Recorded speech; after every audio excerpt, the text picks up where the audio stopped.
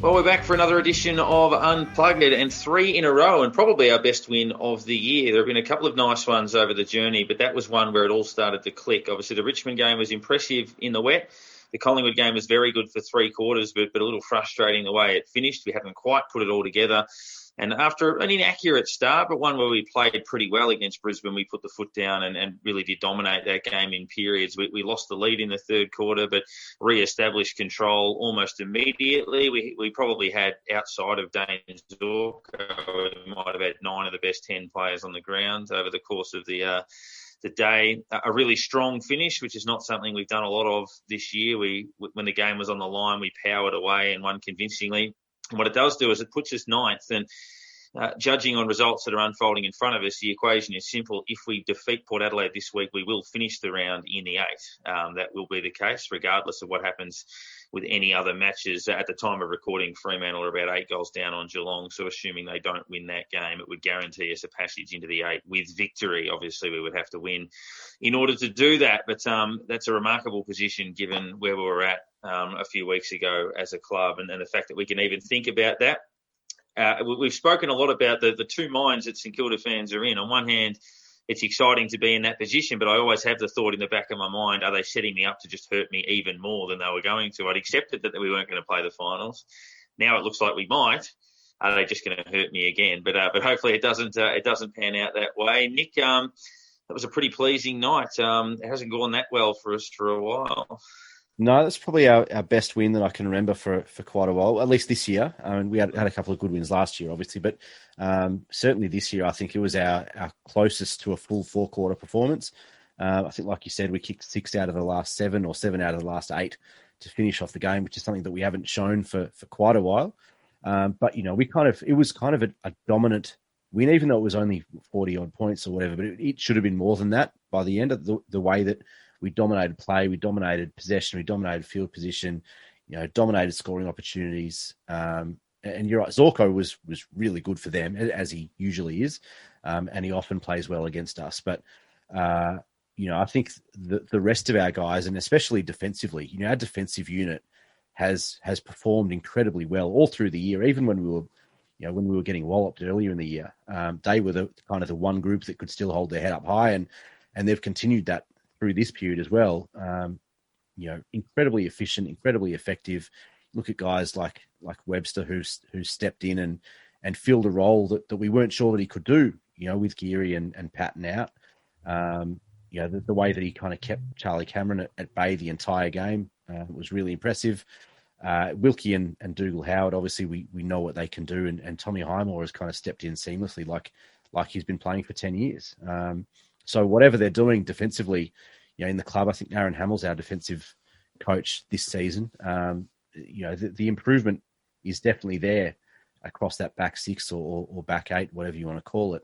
And they're just a really impressive unit that don't seem to get the credit that they deserve. Yeah, and I'm trying to work out what the, I guess, lucky charm was. Was it Leo Connolly coming in or GT being on here? Because ever since all these things have happened, we're a completely different club. He did give them a bake. He gave them a Oh, fairly big whack. I'm wondering if any of them actually heard it, because Well, we do know that people at the club do listen. We have yes, been we told do. that a Have few heard that. times. So. They just got someone from high school in there and sorted it all out with Leo. Yeah, but it's just where this has come from, and you just sort of look and go, if just a couple of the other results, if we'd played just that little bit extra, a little bit better, a couple of early games this year, we'd be right in amongst it right now. We'd be looking, going, all right, let's really hit the end of this season hard and aim for a top 4. But unfortunately, we're just scrapping for I guess it's pretty much only 8th position at the moment. I reckon And 7th. maybe 7th, but yeah, I think you're sort of looking, going, okay, if we get in, we're going to probably scrape into 8th. So it's really, as you're saying, great looking ahead, but at the same time going, yeah, we've seen it before. We know what happens. So I mean, the last 3 games, the other thing you looked at, I've been looking at sort of how good the wins, you can put it into context, are as well. those three wins again been against teams who, along with us, finished in the top six last year. So they're not small wins. They're teams that finished in our six. So the 6-6-6 in the groups on the ladder. They're the teams that if you beat, then you know you're going well. So They're they're the also teams that, yeah, Yeah, just on that, they're also teams that historically have a bit of the wood on us. I mean, Richmond, we know that we've matched up pretty well with over the last few years, but it's still three-time premiers in the last 4 years. Collingwood historically beat us, and it's normally Grundy and the Rucks that kind of get on top of us, and their midfield late they tend to run over the top of us. And Brisbane, they play pretty well against us. They run all over us at times, and they've had some pretty big wins over us over the last couple of years as well. So it's good to beat some of those bogey teams, I guess. you don't go to the Gabba on a Saturday night very often and win. That's another thing too. So it's just I don't know if things are just lining up now when we're looking, going, hey, the team can do this sort of put this sort of game together. We've found the mix that has every position sort of in their, I guess their best roles and their best, the best setup the team has had all season. Because I mean, 3 weeks ago, I think we had 4 changes, and those 4 changes have come in and absolutely changed everything for us. Well, So our last 4 games, we've conceded 9 goals, 2 goals, 8 goals, and 8 goals. Like the 9 goals was against Adelaide in a game we lost, but our defence stopped us from losing that game probably half an hour earlier than we did. And that Collingwood Against game Richmond, obviously a masterclass. That's right. And obviously against Richmond, we dominated. Against Collingwood, we were in total control until three-quarter time. They sort of let it go a bit late. And obviously Brisbane are a pretty high-scoring team, and we kept them to 8 over the course of it. I think they had 4 at half-time. And just to intercept marking everything, obviously Highmore, Wilkie, Howard leading the way in that regard. Webster's doing his job. So the defence is holding up well. I guess the interesting one is Ben Long being released back forward. So when he first started, he was a forward. We then tried him back, and ironically, when Nick Hind came in, we were playing Long back and Hind forward. And retrospectively, I wonder if Long was forward and Hind was back, we still would have kept Nick, and it would have been one of those things. But yeah, Ben Long's doing a pretty good job, particularly given obviously Higgins was out of the side last week and will miss again this week with a few issues with the back. Mason Wood went out. Dean Kent came in and did his job. I thought he played that type of role pretty much the same way.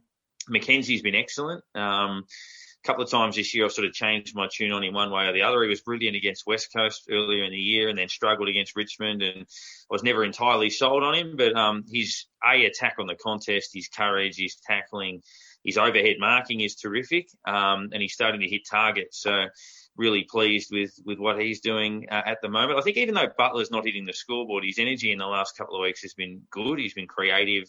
That little inside-out check side that set up Max King in the last quarter, which then went to Long for what was probably the sealer. And obviously the midfield, Zach Jones had a pretty significant impact, and it'll be really interesting to see at what point the club decides to pull the trigger on Dan Hanbury, who obviously played only about 40 or 50% of the game last week in the VFL. I think he had 17 and kicked a goal. He'll play another one this week. Whether that's enough. The good news also is that Clark and Caulfield are ahead of schedule. Caulfield's probably only a week away, and Hunter Clark might only be 2 weeks away. And that becomes pretty important for us too. So, yeah, overall, I think the defence particularly strong, and Max King's form in the last 3 to 4 weeks really impressive. Like, he played on Harris Andrews, who's the best defender in the game, and in the third quarter he took 3 or 4 marks just jumping over the top of him. He's kicking straight again, moving around the ground well. So yeah, 10 marks against his name. He was massive for us. And Membry's had a pretty underrated year too. He took 14 marks on the weekend, roaming around. He's kicking basically 2 every week, and I think his role in the side's been pretty significant for us. So at the moment, it's sort of clicking, and we haven't even mentioned the rucks, which is basically the key to our success. Yeah, I think that the confidence in each other, I think, is what's sort of helped out a lot. You talk about those small forwards. I was going to put a little bit of a tidbit on each sort of small forward there. I mean, first up, Ben Long. He looks so much better in the forward line.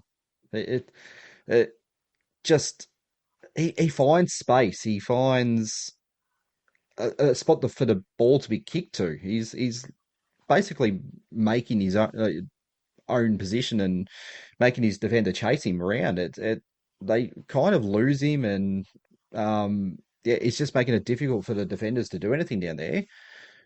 Kent, you mentioned as well, he could be part of the reason Max King had that massive quarter. There was, I don't know if either of you two saw the footage. There was footage shown of just the balls outside the 50 and the forwards, Maxi's running around and Andrews try and chase him. Every time they'd start moving, Kent ran between the two of them, just to put him off, just to keep Andrews out of it. And he did this continuously and just gave Max that meter, 2 meters, just to give him that little bit of space. And that's what that was a huge difference. Watching that footage from behind the goal, I thought that is brilliant. Kent might not have got any ball in that quarter, but he probably set up 3 goals. He gave Max that positioning. So I was watching that going, that is brilliant. And who's the other small? We had Burns pop up and kick 2. He runs in there and does these jobs occasionally.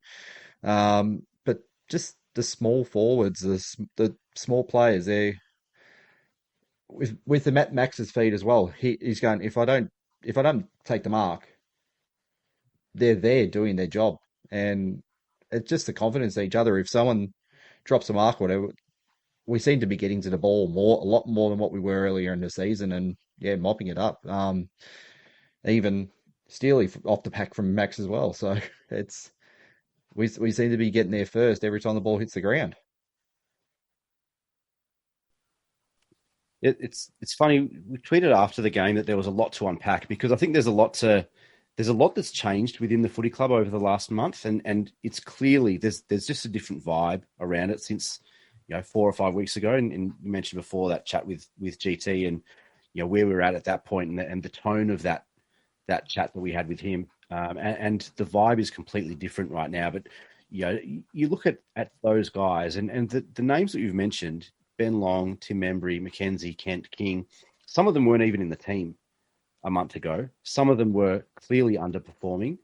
And the fact that we're now talking about these guys, and I remember last week, we were short on time last week, and I said to you guys after we stopped recording that if Ben Long has another good game, I want to make sure that we talk about Ben Long next week, because what he does and the way that he plays as a forward, he plays the same way when he's in defence, but he doesn't have the understanding or the vision of where the field is and where he is when he's down back. And his aggressiveness at the ball, at the man, is a difference maker. He's an impact player when he's forward of the ball.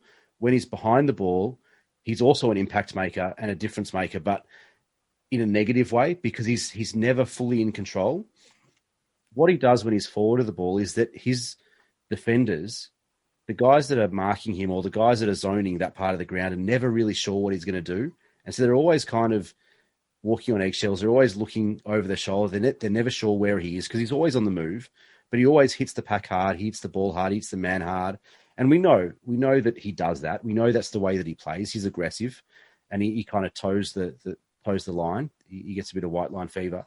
But when he's forward of the ball, you can afford that, and you can afford to give away a couple of those free kicks because you're playing that way, and it's not that damaging. But what he does offensively is way more damaging than what he gives us off halfback or in the back pocket.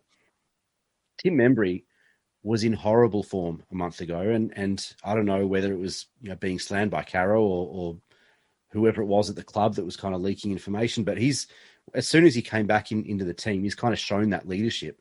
And we've seen it in the last few minutes of every quarter, kind of that ability for him to float back and drop back and take intercept marks. He had 14 marks on the weekend.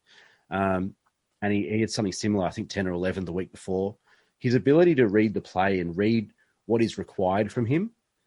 And often it's not just taking those marks inside 50 and kicking a couple of goals, but often it's having that decisiveness to be the man. And we've spoken to guys before that it's not necessarily a coaching move, but he has that knowledge of when to swing back, when to move back and to drop into the hole, and to be that guy that stands up to take the intercept mark or the contested mark down back and what to do in those moments. And he's been huge in a few of those moments over the last month. Dan McKenzie, like you said, his attack on the ball and the way that he hits a contest is really, really impressive. And he's starting to impact in other ways, like you said before, Parker, in terms of hitting targets around the ground, but also hitting the scoreboard. Dean Kent, like you said, H, is just always on the move. And one of the things that was the big rap on him at Melbourne was that the power in his legs allowed him to run hard, and it didn't matter at what stage. It didn't matter if it was 5 minutes into the first quarter or 5 minutes to go in the last quarter. He has the ability to always be on the move and always be running and always be a target or always be a decoy. It doesn't really matter what his role is, that he's always on the move. And that's really hard to defend against. And especially when you've got guys like Dan Butler and like Max King and some of these other guys that can impact on the scoreboard. Dean Kent doesn't always have to hit the scoreboard, but he has to make defenders accountable. And he did that really well on the weekend. And Max King, you're not going to see too many better games from a 20-year-old forward on an All-Australian fullback than you're going to see by Max King on Saturday night. And I know that Harris Andrews was injured and he missed a lot of the second half. But what Max King was able to do in that second and third quarter was be an impact player and hit the scoreboard. And that started about 3 weeks ago, in that Richmond game. And he kicked 2 goals, one from either side of the goals, both from the boundary line. And his confidence levels, you've seen him, he's been a different player almost ever since that moment. And his ability to change a game or to dominate a game, even if it's only for 7 or 10 minutes, it gives us such a lift. It gives us such a lift when he's playing well. He kicked 11 goals, 3 in his last 5 games, which is a good sign as well for Max. And yeah, it's funny. Obviously, we had the discussion after the Crows loss with Grant Thomas in our own almost round table.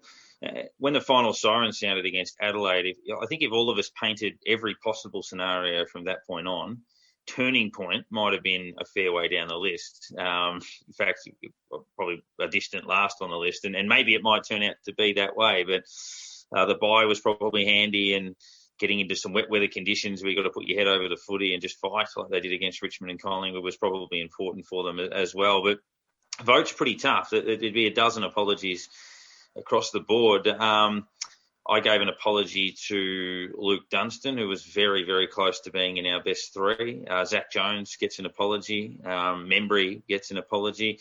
I gave a vote to King only because of the extreme impact of what he did in that second quarter. That basically blew the game open. When it was an arm wrestle, he opened it up and we were in control. Even though we lost the lead briefly, we felt like we were in control most of the way through. 10 marks on an All-Australian fullback, 3 goals.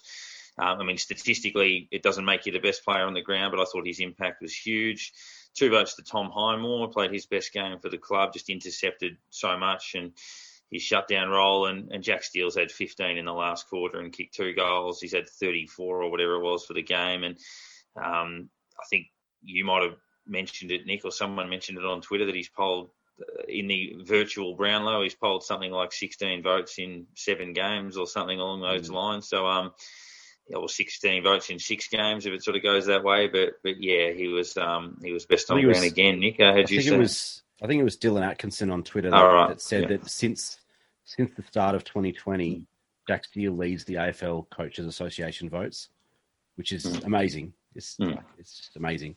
But yeah, very similar. It's really hard to pick just three blokes to give votes to. I've got apologies to Tom Highmore for obvious reasons. Jack Billings, Jimmy Webster, Ben Long, Max King, Cal Wilkie, Jack Sinclair, I thought was really good again, and would have to be top 5, maybe top 3 in the best and fairest. At this stage, he's had a phenomenal year. And Ryan Burns, who just week after week, he's never been the outstanding player on the ground, but he does his job every week and he wins the ball, both contested, uncontested, bobs up with a goal here and there, he tackles, chases, runs hard, just does everything that is asked of him. And surely it's only a matter of time before he gets that Rising Star nomination. But I gave 1 vote to Luke Dunstan, and this was really hard for me because the way I saw Luke Dunstan's game was nearly his best game for the football club. It wasn't, in terms of statistics, he didn't get 40, he got 29. 6 clearances, not his best mark. 530 metres gained is not his best mark. 7 inside 50s, but at 83% efficiency, he was incredibly efficient with the ball. He played his role to absolute perfection, and he was very, very good. And I almost gave him 3 votes, but there were 2 blokes that I thought had a bit more impact, and the 2 votes I gave to Tim Embry, I thought his leadership was immense. 17 touches, 14 marks, 4 inside 50s, 8 score involvements, and 2 goals. His impact on the ground, and I think his impact on the team in general is huge, and his leadership has been huge over the last month. And obviously, the clear outstanding player on the ground was Jack Steele at 32 touches, 7 tackles, 6 clearances, 9 score involvements, 5 intercepts, which is, for a guy who plays the way that he does, he's not often lurking, loose in defence, but for him to take intercept mark, and especially in that second half where he was huge, 2 goals in the last quarter, 90% efficiency. The guy is just, he's superhuman for us at the moment. And it's amazing the things that he's doing, and the fact that he's still underrated. And I thought I was going to be a little bit controversial with some of the players I was leaving out, but I've actually gone exactly the same as what Parko has. So, one to Max for that quarter alone. We get 2 quarters like that in a game from him, we're comfortably going to be getting home. And that's the thing, we know his ability is there, and it's just all of a sudden going to happen, and we're going to see he's going to tear a team apart very, very soon. It's just bubbling at the moment, and it's all of a sudden just about to burst, I think. So when it does, it's going to be very exciting. 2 to Hindwall, that defensive work was just magnificent. Some of those intercept marks running back into the packs, that's not a first year AFL player thing to do. Yes, he's older, but still, he's first year AFL. That's not things he should be doing for us just yet. He shouldn't be playing the way he is. It's a credit to these recruiters to get the 2 South Australian guys across the mature age players. And you look back at the start of the last year and think, well, if you got those 2 names there at best defenders, you'd be thinking, who are they? It's where are we getting from? How bad are we going if we've got 2 new players who are our best defenders? So got to give a big shout out to our friend Chris Toche for his role. He's the recruiting manager for South Australia, and he's a huge role. Amazing finds, absolutely amazing finds, those 2. So, 3 to Jack. That game was leader written all over it as it is, and there's not much more you can say about that, to be honest. Sort of another apology I forgot to mention. I thought Billings played his best game in a while, so that was a handy performance. And been lucky enough to call the NAB League a bit in recent weeks, and I've had Sandy 3 or 4 times, and young Max Heath's a good talent. Like you wouldn't be able to play him in the AFL next week. He's still a bit raw, but he's, the numbers he's putting up at VFL level, where he's getting sort of 35 to 40 hit-outs a game, getting 20 possessions, taking 10 marks and kicking a couple of goals. He's doing whatever he wants in the ruck. If he wants to thump it 20 metres forward, he can. If he wants to put it down someone's throat, he can. If he wants to take it out of the ruck, he can do that too. He just does whatever he wants. In the bounces, I've hardly seen him lose one of those, but at times, you'll drop behind the play and take marks. At times, you'll just go and sit in the goal square and outmark 3 or 4 guys. He kicks well. So, it's still a work in progress, but at that level, he's tearing it up at the moment. So signs are pretty good for him.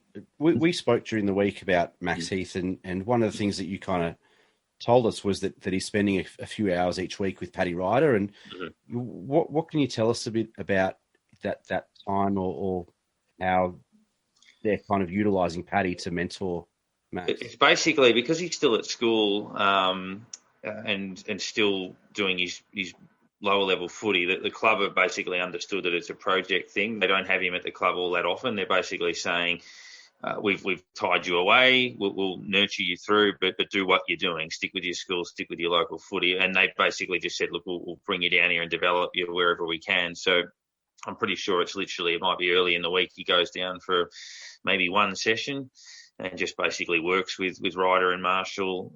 He's sort of a bit of a combination of the 2, where he sort of wrestles a bit like Marshall does, but he's a natural leaper like Ryder is. And I just think he'll feed off those guys a little bit. It's just basically almost a day off from his schooling stuff to come down and just learn the ruck craft off a couple of guys, and which is invaluable. I mean, if you got Ryder there and you need this heir apparent, then you've got to get him learning.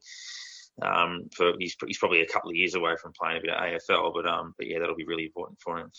I want to ask you guys a little bit about a change in strategy that I've been seeing, and in previous years, especially with the mid-season draft, we took Jack Mayo a couple of years ago, and I think he ended up doing his ACL, and we let him go at the end of that season. And I'm not sure what the end goal was with Jack Mayo in terms of what the point of recruiting him was, because he didn't seem like he was all that close to selection at that point. But everything that we've kind of seen from Max Heath and Cooper Sharman is that these guys are here for the long haul, and they were recruited to play a role not this year, but in future years. Is that something that you guys have kind of noticed? And Sharman looks like a bit of a find, to be frank. He looks like he's a good player at VFL level already. But Max Heath, clearly, you don't take a guy in the mid-season draft and then play him in the NAB League for 6 months. Like, that's a guy that you want to have on your list for 2 or 3 years at least. Is there a change in strategy that you guys can see is happening throughout the footy club at this point? Possibly, and I think with Max, we knew that he wasn't going to last much longer. Either someone was going to take him in straight after us in the pre-season, in the mid-season draft, or they were going to take him very early in the national draft. So we basically locked him away, saying, well, we've got you now as a long-term strategy, because we know that, Ryder and Marshall is so important to us, but we don't have a lot underneath that. We've got Alabakis and really a Hunter who's, a mature age recruit, but probably at his ceiling as a player. We've seen him play a few games. So, I'd say a little bit of that. I mean, Mayo was a bit projecty, certainly, and unlucky, it must be said, obviously, with those injuries. But, a little bit of that. And looking at, I know every side's got academy players as well, but we've got a couple of those. There's a guy called Windhager who's a smallish to medium forward. There's young Peris, who's the son of Nova Peris-Kneebone, the dual Olympian, who's lightning quick, obviously like Mum, and moves pretty well. I saw him kick a couple on the weekend too. So, it's good to see. I mean, I haven't done a lot of, just through nature of where I haven't had a chance to watch a lot of that sort of footy for 10 years probably. So it's good to at least see what some of those guys look like, and even to have some clue when the draft rolls around as to what some of these boys are like. But I think we've got a couple of handy prospects. I mean, they're project players, so it's impossible to know because it's been such an interrupted year with COVID, and none of them played last year. But Heath's definitely a player. He's got a good size to him, so that's one that I think he'll be. Next year he'll be full time at the club, and we'll see a fair bit from him. But liking the look of that. And one of our special guests this week, we've spoken to a lot of guys that played in around about that era from the late 80s, early 90s, the likes of Frank Coughlin, Burke, Lowe, Harvey, obviously Russell Morris, David Grant being another one of those. And we'll add another to that list, a man who didn't always necessarily look the part, but was a very, very good footballer for the club for quite a period of time. I speak of Mick Dwyer.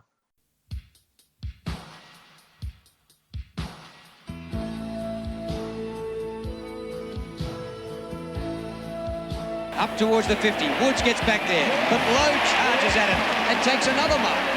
Woods could have gone a bit hard at that one. Dwyer beats a man, goes for goal. It's home. Saints forward again. Harvey gets it back with an old 1-2. Harvey to Lockett, run out. Not this time. In comes Kickett. He's got a chance for his second. Goes back to Fletcher. Fletcher drops and pops up to Dwyer, and Dwyer kicks the ball.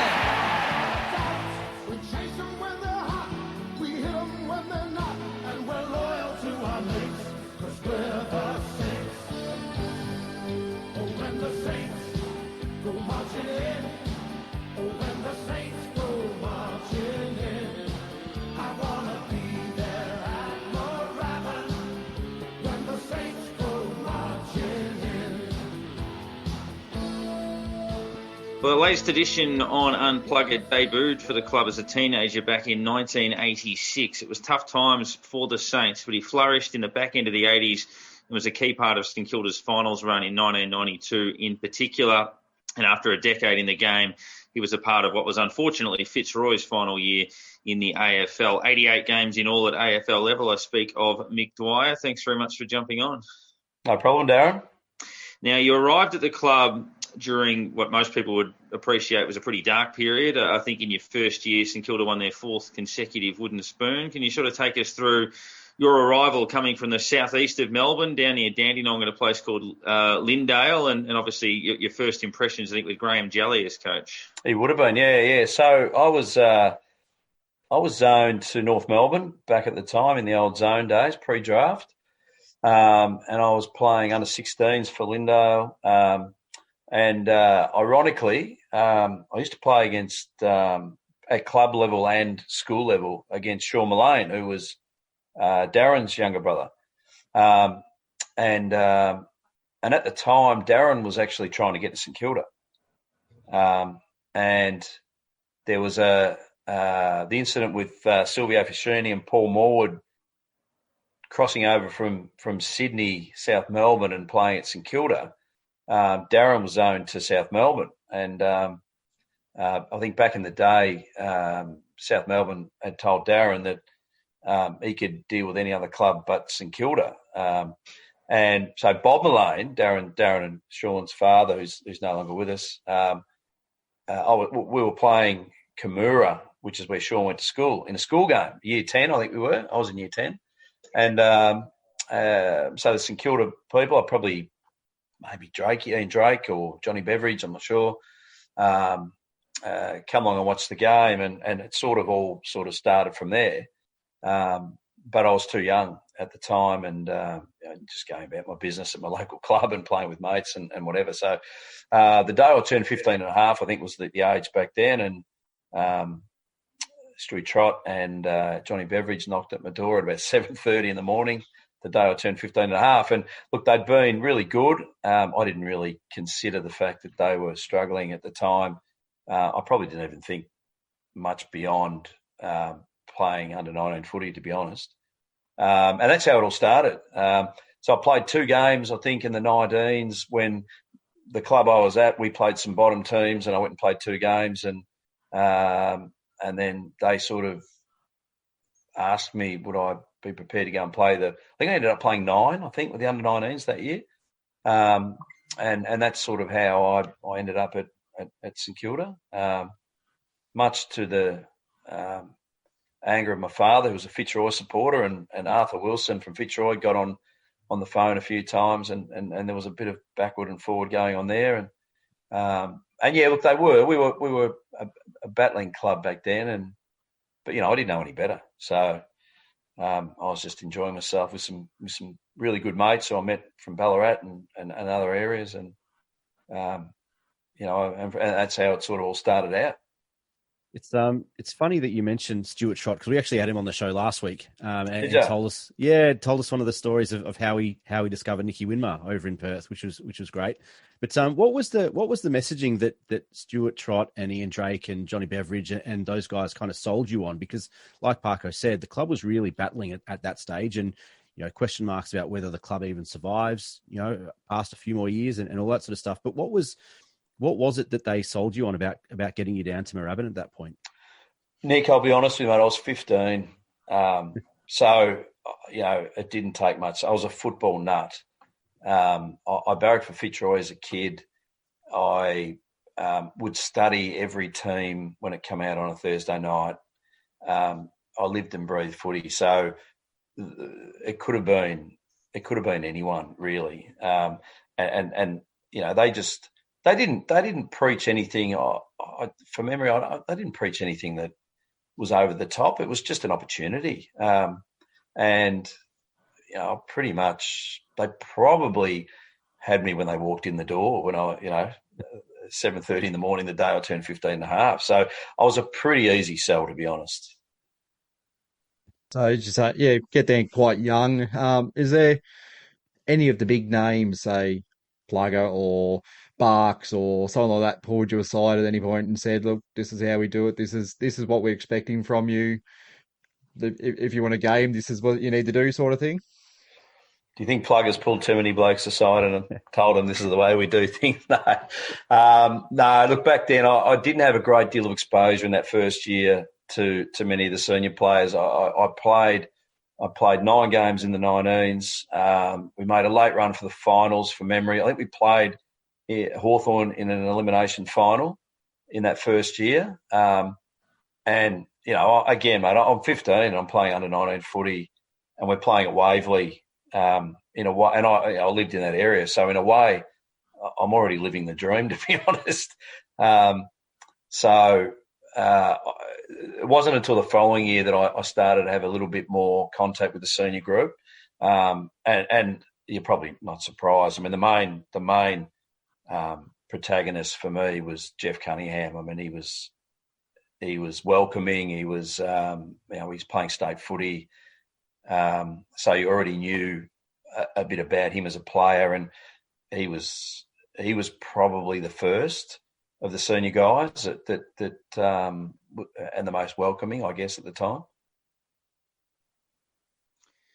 Obviously, 87, Baldock takes over as coach. You only played a couple of games. I guess a two-part question. I should know the answer to the first part, so apologies that I don't. Did you play in the 87 reserves grand final against Carlton when we got rolled there before they ended up winning the senior flag? And then obviously 88 was a bit of a breakout year for you. You came in, played 15 games in a row towards the end of the year and averaged about 26 touches towards the end of the year. So I guess you turned, I think, 20 that year. So was it just a case of maturing into it? But how did you, I guess, transition into becoming a regular?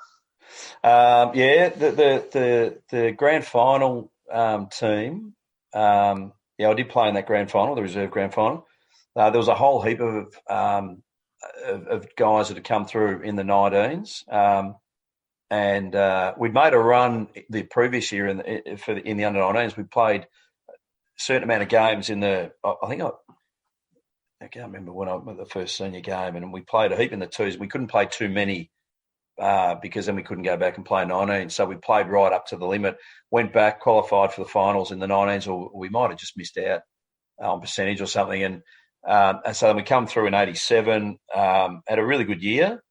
And that was primarily a group of young kids. And we'd beaten Carlton 3 times during the year, leading up to that grand final. They got us in the grand final. They had Sheldon played, Silvani played. They had a lot of talent coming through and a lot of older players dropping back. And I think they got us by about 3 and a bit goals that day. But I had a really good year at that level. But to be honest, I still wasn't ready for senior footy. I remember I played one of those night games. We played Essendon, might even have been at the start of 87. And a guy, Stephen Carey, played at Essendon, a real nuggety defender. And I was 71 kilos, skinny kid. And I gave away for a kick. I pushed him in the back. And he had these eyes. He looked up, and I remember I apologised to him. I pushed him in the back, and I said sorry, and I thought, I've still got a way to go here. So the following year, the 88 year was the first year. I had to win Doc over. Doc wasn't initially. I don't think he was sold on me as a player, so I had to win him over, and eventually I did. And once I had his trust, he was really good for me, actually. In a different way to a lot of the other coaches, but that was the beginning. And the kids that come through these days, they're a bit older, they're a bit more trained up. I'm still a kid from North Dandenong, really trying to find my way, and it took me quite a while to feel like I belonged at that level. And so that 88 was probably the first time that I actually would go out every week and actually feel like I was part of the team and contributing. So in 89, I think I played every game the following year. So, they were good years, actually. 88, 89 were good years for me, personally. I was going to say that throughout your career, I mean, you played for 11 years, I think, across the journey, and a lot of those years were kind of cruelled by injury, but it was those 2 years, 88, 89, that were kind of your best, both in terms of kind of getting out in the park and playing games, but also statistically. And you mentioned Doc and that kind of coach-player relationship, but what was it about Doc that kind of got you up and about? What was that relationship like? Initially, it was tough going, and Doc was old school, so he had some. He was a hard taskmaster. I mean, you guys would remember what Moorabbin used to be like back in the day. There was not much grass on it, and we do 2-hour sessions on a Thursday night, 2-on-2. And looking back, I can sort of see what he was trying to do, but also, we get to Saturday and we were pretty spent, to be honest. But he started to give me play me more through the midfield, which I guess is more of what I enjoyed and what I'd grown up doing. And he was. I probably thought at the time he was pretty old school in his ways, but he understood the game. And a perfect example, there was a game we played Sydney. It's a pretty famous game because Greg Williams had 53 and kicked 6, I think. And I played on him that day. And that's a decent effort. Well, it's incredible effort, isn't it? And it's a funny story in a way. And it's a lesson for me that unfortunately I had to go through that to learn. But at half-time, we were sort of going head-to-head, and I played on Greg quite a bit. And I was going okay, and we were in the game. And then the first 10 minutes of the third quarter, I reckon I had 6 or 7 touches, and the runner kept coming out to Greg and telling him that he was moving forward. And I'm a young kid, I'm thinking, hey, how good's this? I've got him. And he kept telling the runner to nick off, and he wouldn't budge. And Frankie Coughlin, who was a really good mate of mine at the time, we're at Sydney, and that loud music's blaring in between goals, and we're right in the game. And Frankie said to me at the stoppage, he said, hey, you keep going, I've got him. And 10 minutes later, he'd kicked 4 goals. And it was on me because I'd sort of kept doing my own thing and lost my way a little bit, got ahead of myself probably. And, in the end, he has 53 and he kicked 6, and they won pretty comfortably. And Frankie and I talk about that when we catch up quite a bit. And Doc was hard on me, and at the time I couldn't see it.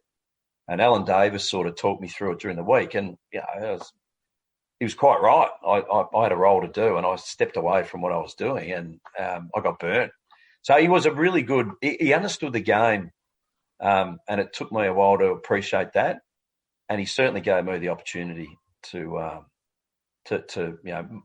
make a small little mark at senior footy. Just a quick interject. You had 34 yourself that day, so by any reckoning, that's not a bad afternoon. Look, surprise, surprise, he got the 3 on Brownlow night. I got 2, but no one remembers my game today. He's had 53 and kicked 6. I was about to say it's not a bad effort to have someone get 53 on you, kick 6, and you still got Brownlow 8. So it's not a bad effort. You wouldn't get a look in the next week as a tagger these days like that. The other part of sort of from what you were saying there, I was going to ask the position you sort of found, I guess, your niche in. You were described as was the key word back in that period as the utility. It was just it's a position that's just completely vanished these days. Where did you find you were, I guess, most comfortable on the field and felt like, yep, this is my position. I'm set in this spot. This is where I want to be on the field when we run out there. So the most comfortable was probably 91, 92, the back end of both years, when we had. It was pretty much myself playing in the centre, Harves playing ruck rover, and Berkey playing as rover, and then we'd change in and out. Every time I'd go back and play, Peter Francis might have been the coach, and then Barks was coach of the twos for a period, and I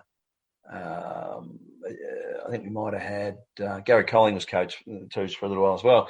And I'd go back and I'd play centre all the time, and as I come up, Greg Burns was our centreman, and we'd play intra-club games, and I'd walk away, at the time as a young fella, I'd had a pretty good day, but Burns is going at half speed and doing what he needed to because he was a veteran and he didn't really need to do much in those practice games. So, I mean, the answer to your question was, I I was more comfortable playing as a centreman, as an old school centreman.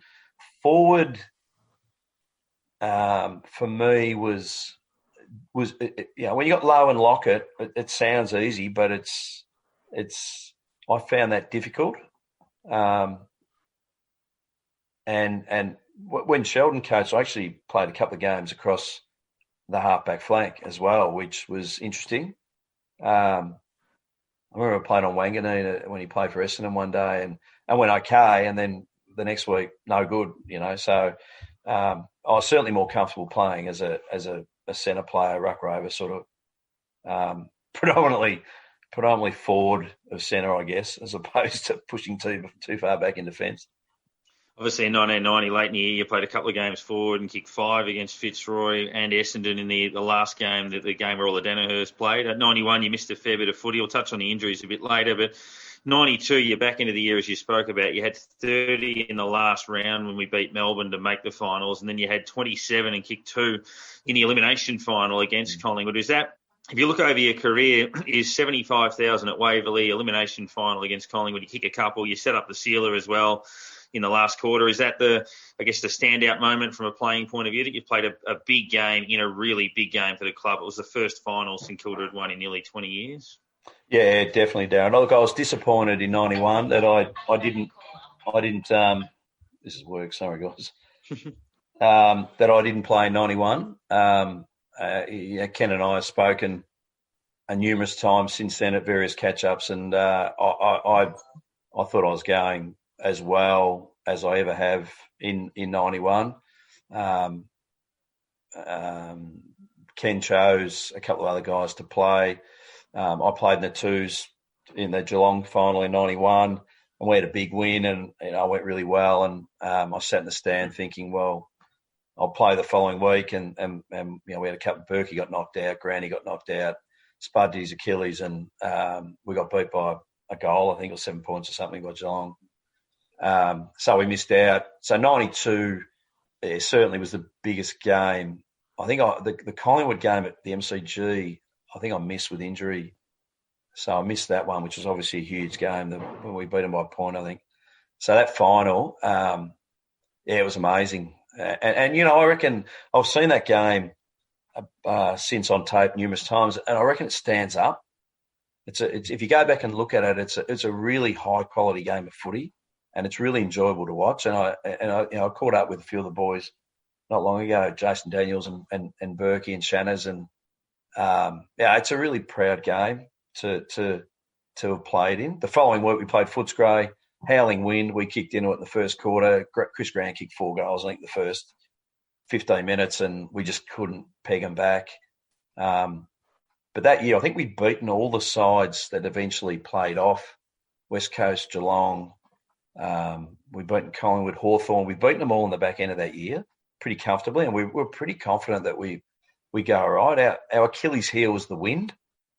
Lockett kicked 5, I think, in that final against Footscray, but he wasn't his best in the wind. And Lowie, a great mate of mine, but God, when the wind blew, I knew we were in trouble with Lowie. So I Ken knew that too. So I think we got beat by 20 odd points or something that day. But the Collingwood game was amazing. Yeah, it was a really good memory for me.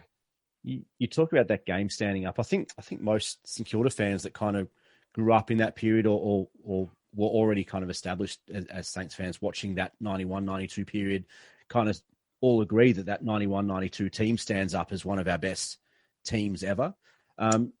Obviously, before that, we've kind of spoken about where the club was at before that and kind of the mid to late 80s already. But what was it that changed heading into that 91 year? Was it just pure force of talent? You look at those names coming through and getting more games into the likes of Harves and Berkey and Stewie Lowe and Nicky Winmar and those types of guys.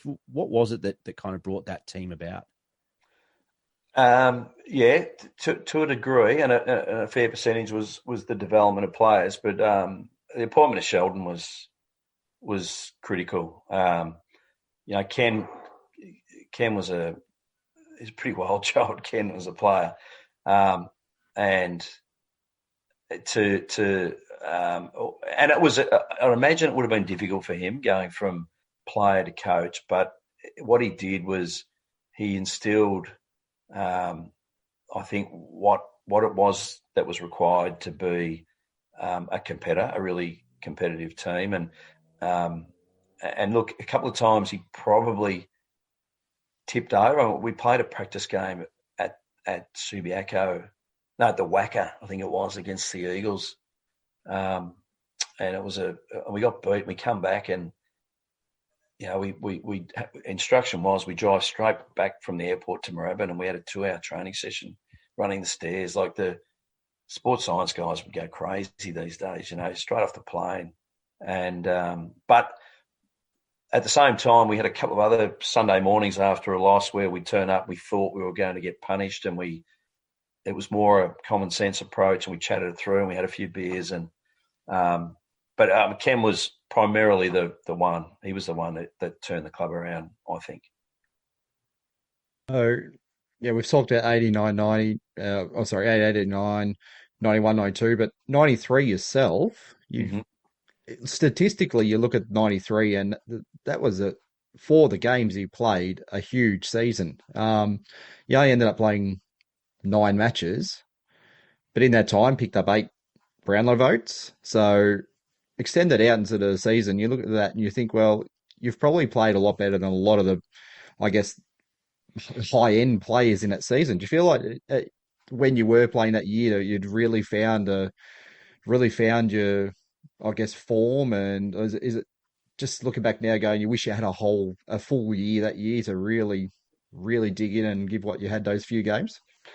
Yeah, I had again, Ken and I have had conversations over a couple of years about this, and I went through a patch. 91, 92, 93, I thought I was playing my best footy, and my body was okay, albeit I had some issues. I had a couple of operations at the end of the year, and struggled for a little while to get back up. And I knew, probably not as much as I know now, but I knew at the time that for me to compete at that level, I really needed to be 100%. And if I was, they talk about guys who can play with injuries. I was never that good to be able to do that. So I had to have everything right, feeling good and be able to run. And I had some injuries, and I started to get some tendonitis through my top of my hamstrings, and had one of them operated on, and just a couple of other things that just didn't allow me to free up at training to get in the condition that was required to play consistent footy week after week. So I certainly had some games in 93 where I was up and going, but I wasn't physically able to do it for long enough in 93. 91, 92, I was. At the end of the day, I thought it was opportunity that cost me in 91, 92. But 93, there were some other issues that I had that I battled through. And that then led in 94. I did the knee in 94, and really, probably looking back, the rehab that I did was whilst it was great at the time, it probably wasn't the best rehab for me. And speed wasn't necessarily my forte, but once I got back from the knee, I had no speed, really. I was just too big up top, nothing through the legs, and no core, or not strong enough through the core. And that's what I should have been doing in my rehab. But, it's easy to say that in 2021, looking back. But I thought I was doing the right thing at the time, and clearly I wasn't. So, final one for me, and obviously the injuries. I mean, you played 80 for the club, and probably left at least another 80 out there with injuries as well. But that last year at Fitzroy, obviously you spoke about growing up as a Fitzroy supporter. What was it like going to a club that I think the writing was on the wall to a degree at the end of 95, as sad as it was, I think, for everybody? We spoke to Jason Heatley, who a couple of years earlier had been on the books at Fitzroy before he went to West Coast and ended up at St Kilda, and he spoke about the challenges. I mean, the Saints weren't a powerhouse, but what was it like going from a club like St Kilda, who were struggling to a degree, to a club that was effectively, for want of a better expression, on death's door in 96? I'd actually retired, to be honest, Darren. I remember going in and speaking to Stan about 1996, and I'd really struggled. That the tendonitis, I had it in the other hamstring. The knees weren't great. Pretty much from the waist down, I was really struggling, and I couldn't do the training to the level that was required. And I had a couple of mates, Kane Taylor and a few other mates I'd grown up with were at Springvale, and I remember going into stand and I said, look, mate, before you start talking, I think I'm done. So I'd actually retired, to be honest, and was pretty much ready to go down and start playing footy at Springvale. Ricky Nixon was my manager at the time, and I was working with Luke Beveridge. Bevo and I worked together for about 10 years. And Ricky rang me at one point and he said, you're not going to believe this. There's 2 clubs are actually interested in having a chat to you. And I was staggered. I really thought I was done. So one was Footscray, one was Fitzroy. So I met with both. And Fitzroy offered a 2-year deal. We sort of knew that it was going to be a bit of a challenge, but it was sort of last chance saloon sort of stuff. Give it a go. I'd spoken with Michael Noonan, who was coaching Fitzroy at the time. He pretty much gave me, because I was living back with mates in North Dandenong, and he pretty much gave me up until Christmas to do my own thing, which was attractive. So I did some stuff in a gym, and I went down to Fitzroy, and you're right, though it was almost, you go back to St Kilda back in the late 80s, it was almost below that, unfortunately, just given had some great people, some really talented players, but the infrastructure and it was just hard work. Playing games, I think, at the Western Oval, training at Coburg, competing with Coburg Footy Club. Ground had just been redone, so they drain marks going across. It was really, really hard work. Eye opener with the colour. It's where I got introduced to Martin Pike. Pike was an interesting character. We've heard that a few times, actually. Some amazing things. I just was blown away by some of the stuff that went on. And then I had the issues with the tendonitis flared again. We played a practice game, I think, in Fremantle, and it flared up again. It really hindered me. So I was in and out. I missed a lot of games. Then I had the opportunity to go and get the operation, which would have put a line through me. I had a chat with Ricky, and I thought, no, look, I'll give it another go. And in the end, I probably played okay in the back end of that year to get back in. But they were, and I fully understood, they were pretty keen to play a lot of the guys that had been around for a while, knowing that it was all done. So it was a bit of a grind. And I'll be honest with you, when Brisbane took over, I wasn't sure I had that second year in me anyway, to be honest. And yeah, that was an experience in itself, having these Sunday morning meetings at Coburg with Brisbane people basically telling us how they're going to take the joint over, and they're going to pick certain players, and Pikey would roll in halfway through the meeting with a coffee and in the same clothes that he went out in the night before. It was quite entertaining, but it was a bit sad because I was a Fitzroy supporter as a kid. But once the AFL make up their mind, it's pretty hard to fight against that.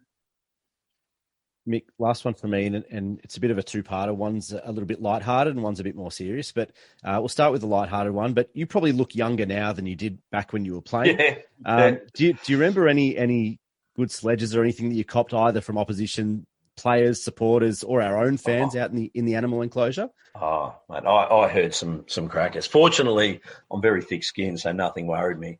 There was one game, I reckon we were playing North Melbourne on a Friday night, and I don't even know who it was, but I was going in to kick for goal, and someone was yelling out, calling me pube head.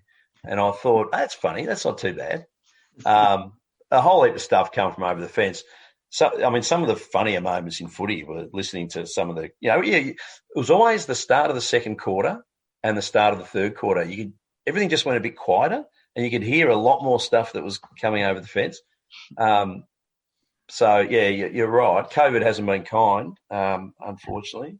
And I've got some pretty bad knees, so the exercise has dropped considerably in the last 10 years. I'm hoping to fix that next year and finally get a couple of knees replaced. But, Yeah, it was some.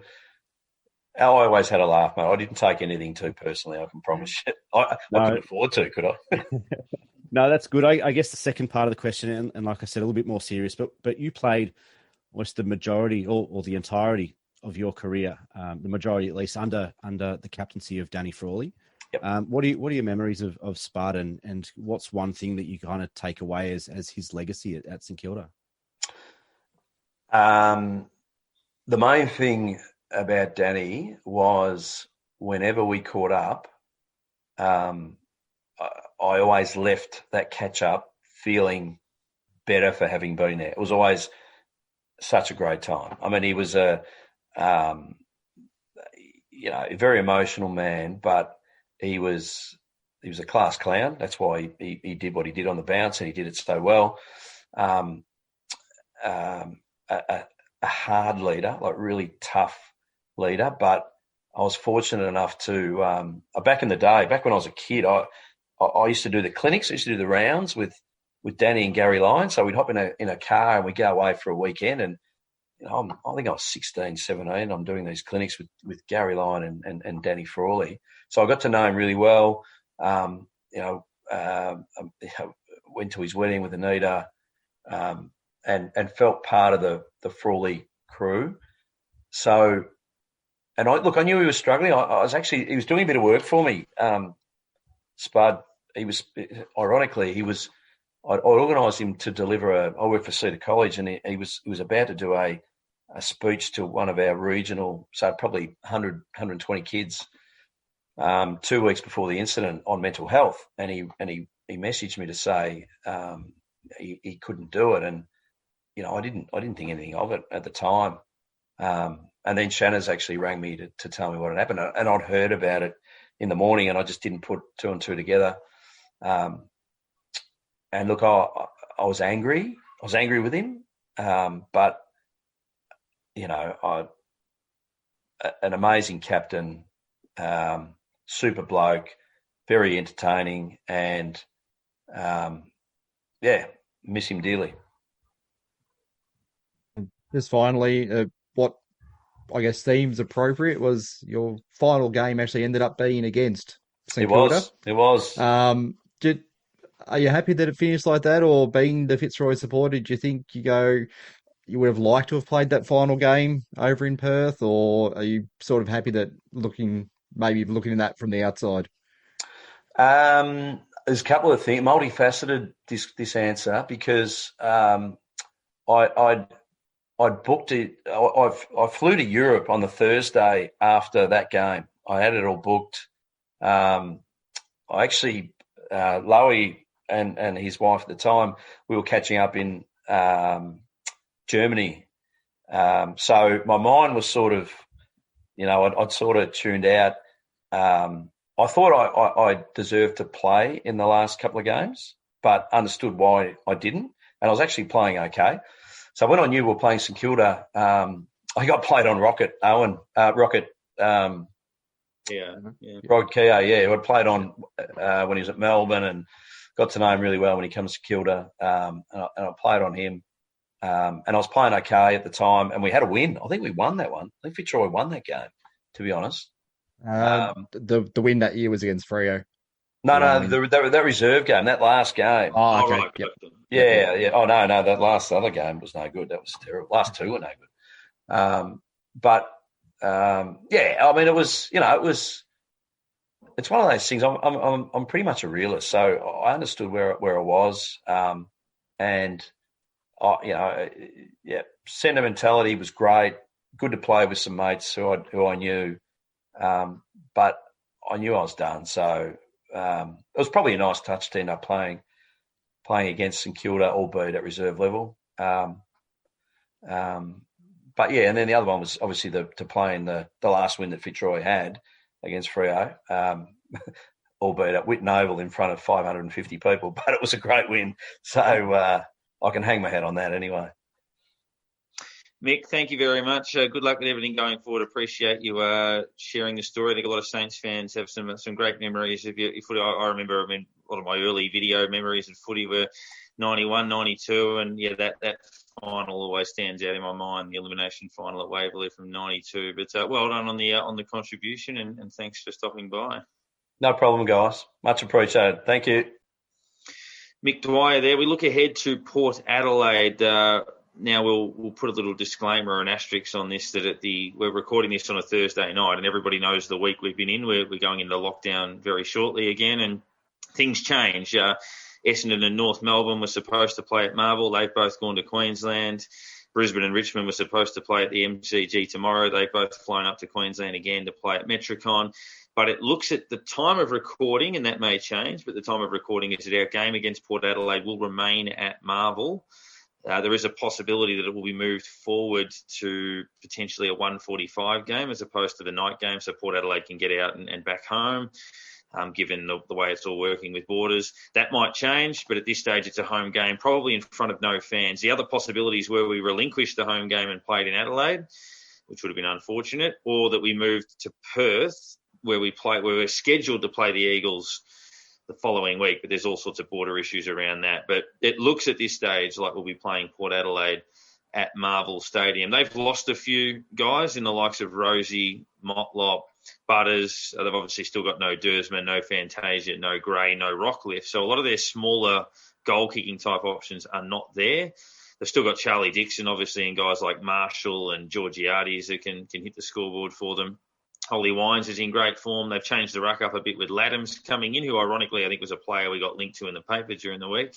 So I guess we could have a look at him, and hopefully he gets demolished by Ryder and Marshall. But they're a good side, Port, but I think they've proven that they are exactly where they are on the ladder. They're probably the fifth or sixth best team in the AFL. They're not beating the teams above them, but they are beating the sides below them. We are one of those, but we feel that we're at about that level maybe if we get it all together. So it's a highly, highly winnable game. We can't afford to slip up too many times in the run home, given the mistakes we made earlier in the year. But if we can win this, then we put ourselves in a good position. And as I said at the start, if we win this game, we'll finish the round in the 8. Yeah. I watched a fair bit of their game last week against Melbourne, and I wouldn't say Melbourne was all that, I guess, impressive. They were good, but that hasn't been the best they've been all year, and they still managed to beat them by 5 goals. I don't know if Porter, they're very much one of those teams that, like, they've shown really good football over weeks, but the other weeks they don't turn up, and we've got to hope that this week is one of those weeks where Charlie can't find the ball and the defence breaks down a little bit like they did last week. And it's just, if we get them on the right week, we can actually, pick up a nice win. They're playing us in a stadium that I don't think they even know where it is. So that's one thing that we can hopefully reason to stay in Melbourne. First opportunity to watch us play them there for, what is it now, 8 years, I think? And 2013 was the last time we played them there. Yeah. So 8 years ago, and we still can't see it. So it just seems to be a cursed game. We knew something was going to happen as soon as we saw they were the next team we're playing. So well, it's funny, just on that. I mean, it's a quirk of the fixture. I know it's hard to look from year to year, but in the last 8 games we played against Port Adelaide, 7 of them have been Port Adelaide home games. And the only one that was our home game was in China, which was a relinquished game to Port anyway. So they played 8 home games in a row against one team. So it's not right that it falls that way, but that's the way it goes. I said to someone in the office this morning that I reckon Koshi started COVID because it just meant that we were never going to play them in Melbourne here again. Like, just doesn't make sense how this has worked out. But there was never any possibility even that we were going to play Port in Melbourne because it just doesn't happen. But I just before we get onto this next game, and I just wanted to, we've been doing this podcast for 3 years nearly, and we've all had some great discussions and chats with former players and legends of the footy club. But for me, that was a really cool thrill to chat with Mick Dwyer, because as a 5 or 6 year old in the early 90s, Mick Dwyer's really noticeable on the field, and the way that he looked, chasing the ball, running the ball down the wing, etc. He was incredibly noticeable. And for me, that was almost one of the most fun interviews that we've done, and that was just a really cool thing. I don't get kind of fanboy very often, but we've had Rob Harvey, we've had Stuart Lowe a couple of times, we've had Nathan Burke, and some of these great St Kilda legends. We had Barry Breen and Stuart Trott last week, but that was just really cool. I love chatting with Mick Dwyer, and that was a lot of fun. But cool part just on that is a lot of those players that are, with all due respect to them, those players that don't necessarily, they played a lot of footy, but they wouldn't do as many interviews as others. They wouldn't do as many interviews as, say, Harvey or Lowe might do. We'll often get a bit of communication from them after an interview saying, geez, it was good to reminisce, or I love being able to talk about that stuff because they don't do it that often. Guys like Mick Dwyer and David Grant, Frank Coughlin, even guys like Andrew Thompson, Justin Peckett, those sorts of players that maybe don't get interviewed as often as others. I find that, they really enjoy. Jason Heatley was another one that they get to sit down and talk about their career, which they don't do all that often. So. Even Zach Dawson a couple of weeks ago, who has been in the media and has done some high profile interviews over the last few years, but even to get a message from him in the days after that saying thank you for giving me a voice and for allowing me to tell my story and those sorts of things was just really nice. And I think when we started this podcast 3 years ago, we didn't really expect a whole lot. And I think the discussions and the guests that we've been able to get has been a credit to you guys and the vision of this program and the way that you guys saw this happening. And it's just such a pleasure to do every week. And it's just so much fun. It's something that I look forward to every week. So. But looking forward to this week, I think there's a lot that can happen. I think we've shown that our best football this year can compete with the best in the league. We put up 3.5 really good quarters against Geelong, and we should have beaten Geelong. We put up 3.5 really good quarters against Sydney, and we should have beaten Sydney. West Coast we obviously beat in Melbourne.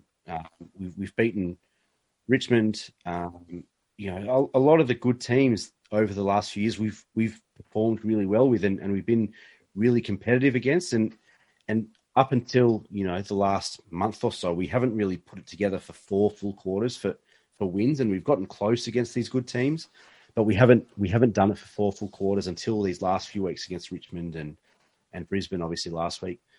But we showed last year that our best against the best in the competition is good enough.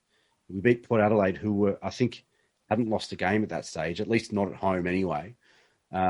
We beat them at the Fortress. And we showed that when we play our football, we play our brand of football that is tough, that is uncompromising, that is offensive-minded, and the emotional way that we play football. We move it fast, we hit targets, we move down the corridor, we kick long, we take contested marks, and we take shots at goal. We have scoring opportunities from directly in front because that's the way that we play football when we're playing the way that we want to play. And we didn't show that for long enough earlier in the season. We've been showing it in patches over the last few weeks. And last week, we kind of put that all together and we played the way that we want to play every week. And when we did that last year, we were very successful and we were very successful against this team. And this is almost the perfect time to take them on because they've kind of shown their last month has been up and down, like it has been over the last 2 or 3 years. Their best is very good, but they also have the ability to go missing in patches against good teams and against teams that take it up to them. And like you said, Melbourne weren't great. And I think Port, rightly or wrongly, have got a bit of a reputation for being downhill skiers. When things are going well, they're really good. And when they're up against weaker teams and teams that they're better at, they play really well. But when teams take it up to them and pressure them and move the ball quickly and play offensive football, they can struggle and they can struggle really badly. And we've seen a few times this year that happen. And I think we're in a really good place to do that again this week.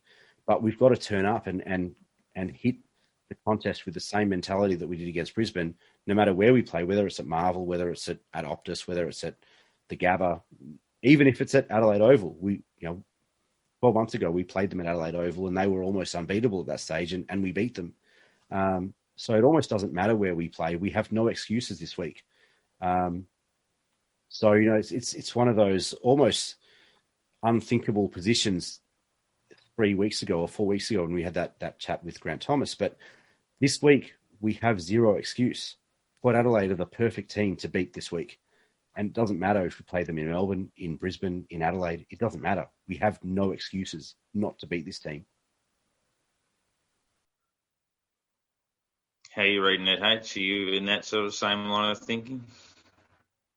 It's very winnable, very very winnable match. As I was saying before, if we put the game together that we've put together the last 3 weeks, that's a winning formula. I mean, we just I guess nail it down to position by position by position, and Highmore does his job down back that he's been doing, and Mackenzie does the job he's been doing in the forward line for the last 3 weeks, and just those lesser players that we don't, I guess, get the credit in the media from, that they're only just getting noticed now, it seems, that they do their jobs, and the Steels and the Crouches and all those players, they step up further and they get better. So it's just a knock-on effect of these players further down who on our list. I think I was saying a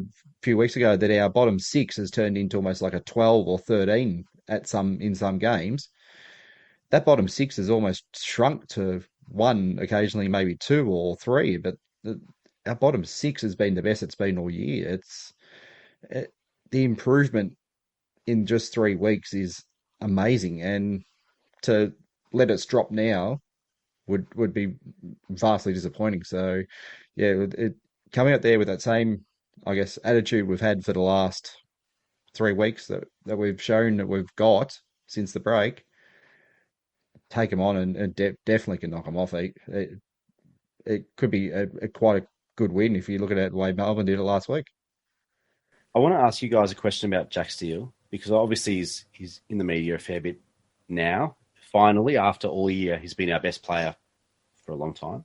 We saw him last year. He was All-Australian for the first time. He's second, equal runner-up or whatever in the Brownlow Medal. This year, right now, you can get him for $26 in the Brownlow Medal. And I've been looking over the last month at kind of top 3, top 5 markets to see what sort of value you can get for Jack Steele in the Brownlow. I don't think he'll win it, but I think he'll be thereabouts. Do you think Jack Steele can win the Brownlow this year? And B, is there a better captain in the AFL right now? Because I'm not sure there is. And the fact we're winning games, captain of the All-Australian team this year.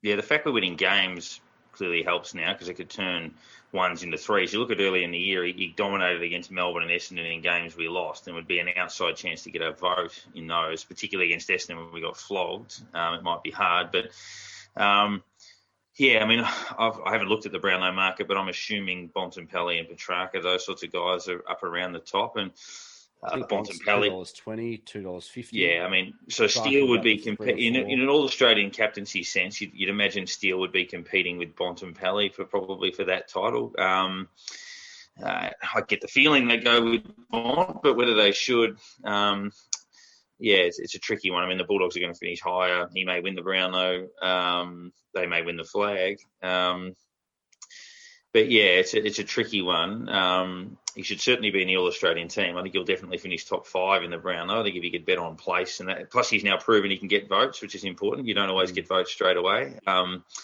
think he'll get probably or possibly 3 consecutive 3-vote games in the last 3 weeks. He'll probably get votes in the loss to Adelaide. He'll probably get votes in the loss to Sydney. He'll probably get votes in the wins over North. The AFL Brownlow tracker has him at 20 votes right now. Okay. And they've got... So if he gets 3 more best ons somehow, then... Well, they've got Bont at 26. Yeah. I think Steele is equal third. They've got Bont at 26. I think it was Oliver at 23 and Steele at 20. Okay. And Parrish was up there too, I think, with them. Yeah, he's been enormous for us. And I think Bontempelli is probably a better player. I'm not sure there's too much argument from anyone. He's a better I think player Steele, than most. Yeah. well, yeah, I think Steele has kind of shown himself and proven to be amongst the league's elite players. When it He's comes a to top 5 captaincy, player in the comp, I would think. when Yeah. it comes to captaincy, I'm not sure I'd be taking Bontempelli over Steele as a player. Obviously, if you have to choose, you've got a number one draft pick. Who are you choosing, Bontempelli or Jack Steele? You're probably taking Bontempelli, and there's zero argument really. But if you had to choose someone who's been on your list for 5 years and was going to be your next captaincy material, I'm not sure I'd be skipping over Jack Steele for that role. No, I think that's fair. Absolutely. Sorry, H. I was going to say, I was having a look at that tracker earlier in the week, and I saw how many votes Bond was on, and I reckon he might have a few taken by a few other players, bit more than what they're predicting on there. That they're a very even team. I mean, we look at what our votes are throughout this year, and Steele's a mile ahead. Like it's so far ahead that you could take the rest of the season off. You're still going to win by a long way. So it's Bulldogs are a lot more even at that very top end. I think McRae's going to take a lot more off him at the start of the year. Daniel's probably going to take quite a few off him.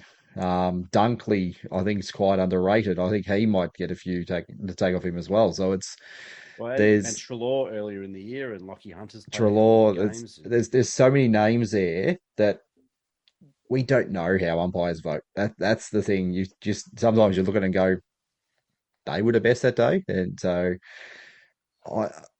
he stands out a fair bit because of his size, and he plays in the midfield like Fife and that. But yeah, I'd be interested to see whether he gets as many as these predictors predict him going ahead. So it's just for this week too, as a final thought from me, they could send Dunstan to Wines in the way that they sent him to Cunnington. That would be handy, just to limit that through the middle. Obviously, they've got Boak and the like that can sort of go through there and be very dangerous. But if you could limit the impact of Wines, who's had some huge games this year, I think he's had upwards of 40 touches 3 times this season, and that'd be pretty important. You'd rather have Steele and Boak go head to head, and and then Dunstan to Wines, and then try to run your rest of your midfield: Hill, Billings, Sinclair, Crouch, Jones, Burns, Connolly, etc.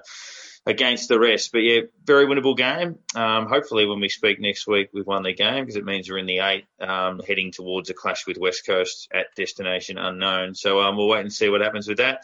We're still not sure we'll play Port at Marvel, but we think we will at this point, and that'll be the second time since 2010 that will happen, which is breathtaking. And I think it's the third time since 2002 or thereabouts that we would have played them at our home ground. So frustrating, because obviously back in the day, a few home games in Tassie against them as well. So it's been a bit of a barren venue for St Kilda Port Adelaide matchups, but we look forward to that, and go Saints, and hopefully some more special guests to come.